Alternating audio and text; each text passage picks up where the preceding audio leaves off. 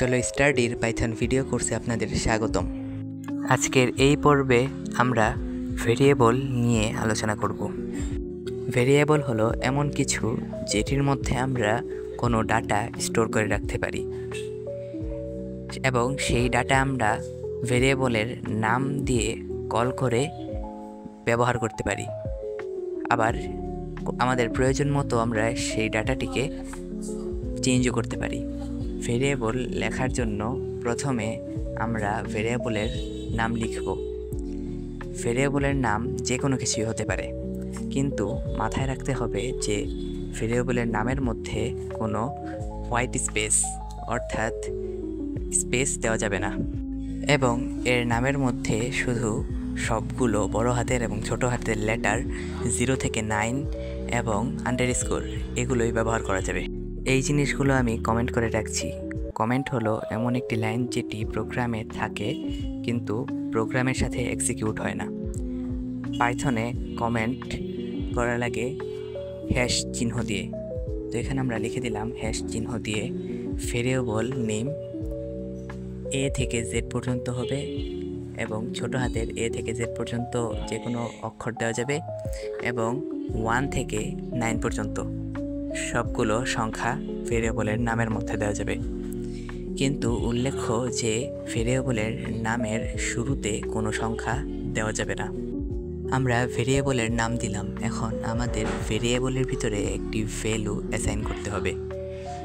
Value হিসাবে আমরা কোনো নাম্বার দিতে পারি, কোনো লেটার দিতে পারি। এখন ভ্যালু অ্যাসাইন করার আগে আমাদের একটি ইকুয়াল সাইন দিয়ে তারপর ভ্যালু অ্যাসাইন করা লাগবে। আমরা প্রিন্ট ফাংশনের ক্লাসে দেখেছি যে কোনো নাম্বার যদি আমরা প্রিন্ট করতে যাই তাহলে আমাদের নাম্বারের মধ্যে ডাবল কোটেশন দেওয়া লাগে না। ঠিক একইভাবে ভেরিয়েবলের মধ্যেও আমরা যদি কোনো নাম্বার প্রিন্ট করতে যাই তাহলে আমাদের নাম্বারের মধ্যে আগে কিংবা পরে কোনো ডাবল কোটেশন দেওয়া লাগবে না। এখন আমরা এইচ নামে একটি ভেরিয়েবল ডিক্লেয়ার করে এর মধ্যে যদি ভ্যালু 13 দেই এবং প্রোগ্রামটিকে যদি রান করি তাহলে আমাদের কিছুই দেখাবে না, কারণ আমরা এইচকে প্রিন্ট করিনি। তাই আমাদের প্রিন্ট করা লাগবে এবং প্রিন্ট ফাংশনের ভিতরে দেওয়া লাগবে এইচ। এখন যদি আমরা প্রোগ্রামটিকে রান করি তাহলে আমরা এর ভ্যালু দেখতে পাচ্ছি 13। এখন আমরা যদি প্রিন্ট ফাংশনের ভেতর এইচকে ডাবল কোটেশনের মধ্যে রাখি তাহলে কিন্তু আমাদের প্রোগ্রামটি কাজ করবে না, কনসোলে এইচ দেখা যাবে।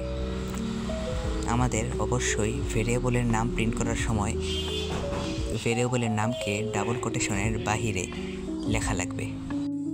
ভেরিয়েবলের নাম যে শুধু অর্থবোধক কিছু দেওয়া লাগবে তেমন না, আমরা ভেরিয়েবলের নাম হিসাবে যে কোনো কিছুই দিতে পারি।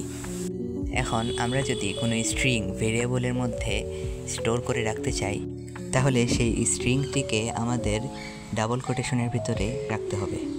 যেমন এই ভেরিয়েবলের ভিতরে যদি আমরা আমার নাম আরিক স্টোর করে রাখতে চাই তাহলে আরিকের দুই পাশে দুটি ডাবল কোটেশন নাহলে সিঙ্গেল কোটেশন দেওয়া লাগবে।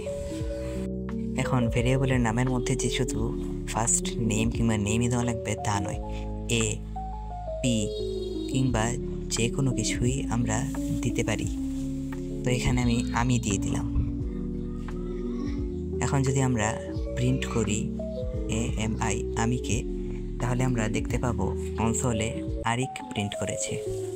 এখন আমরা চাই আমাদের উপরের ডিক্লেয়ারকৃত দুটি ভেরিয়েবলকে একসাথে প্রিন্ট করতে। এটি আমরা দুইভাবে করতে পারি। একটি হলো দুটি ভেরিয়েবল যদি একই টাইপের হয়, অর্থাৎ দুটি যদি স্ট্রিং হয় কিংবা দুটি যদি নাম্বার হয় তাহলে আমরা দুটি ভেরিয়েবল প্রথম ভেরিয়েবলের নাম লিখব, এরপর প্লাস দিব এবং এরপর পরের ভেরিয়েবলটির নাম লিখব। এরকম করে আমরা একই জাতীয় দুটি ভেরিয়েবলকে একসাথে প্রিন্ট করতে পারি। কিন্তু আমাদের উপরের ভেরিয়েবলগুলো একই জাতীয় না হওয়ায় আমাদের এরর দিচ্ছে, বলছে টাইপ এরর, কারণ স্ট্রিং টাইপের সাথে নাম্বার টাইপ ভেরিয়েবল একসাথে প্লাস চিহ্ন দিয়ে প্রিন্ট করা যায় না। এখানে আমরা যেই আমি ভেরিয়েবলটি নিয়েছি এটি হলো একটি স্ট্রিং টাইপ ভেরিয়েবল বা লেটার বা ওয়ার্ড টাইপ ভেরিয়েবল। এটির সাথে আমাদের উপরের ভেরিয়েবল, যেটি একটি নাম্বার টাইপ ভেরিয়েবল, তাই এই দুটি ভেরিয়েবলের টাইপ ভিন্ন হওয়ায় এই দুটি ভেরিয়েবলকে আমরা প্লাস চিহ্ন দিয়ে একসাথে প্রিন্ট করতে পারবো না। তাই এখানে দেওয়া লাগবে কমা। কমা দিয়ে যদি আমরা প্রোগ্রামটি রান করি তাহলে দেখতে পাবো আমাদের দুটি ভেরিয়েবলের মান একসাথে প্রিন্ট করেছে। তো এই হলো আমাদের আজকের পাইথন ভেরিয়েবল টিউটোরিয়াল। তো এর পরের ভিডিওতে আমরা ভেরিয়েবলের অ্যাডভান্স কিছু নিয়ম সম্পর্কে জানব। পরের টিউটোরিয়ালের আমন্ত্রণ জানিয়ে এখানেই শেষ করছি।